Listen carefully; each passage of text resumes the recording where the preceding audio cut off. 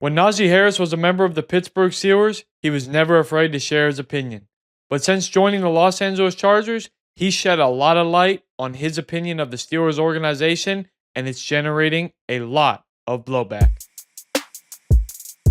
Hey everyone, Rob Gregson of A to Z Sports Pittsburgh, and today we're going to discuss the recent quotes from Najee Harris revolving around the Pittsburgh Steelers organization. See, Harris, when he was drafted out of Alabama, was supposed to be the next franchise back in Pittsburgh.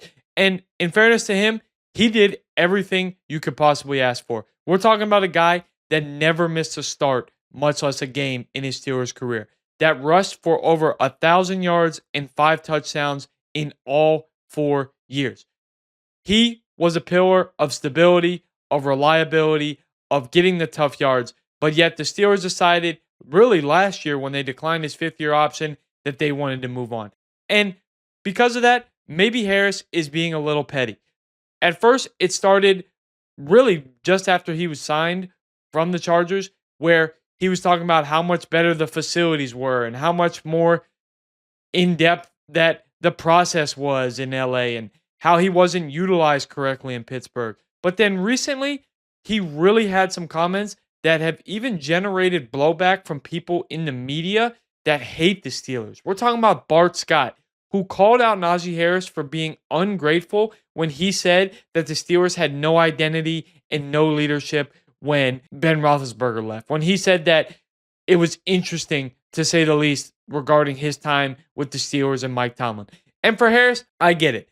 You're talking about a player who gave everything to the organization, and they basically said, we don't want you anymore. We won't even pay you the $6.79 million that is your 5th-year option.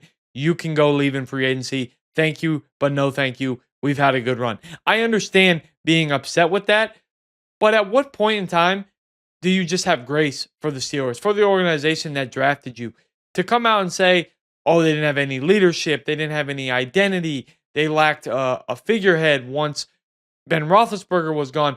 All that may be true, but it comes off as petty. It doesn't look great for a player that's supposed to be happy about a new start. For a player who, quite frankly, in my opinion, is going to thrive with the Los Angeles Chargers under Jim Harbaugh, who values the running back position and the trenches like nobody else.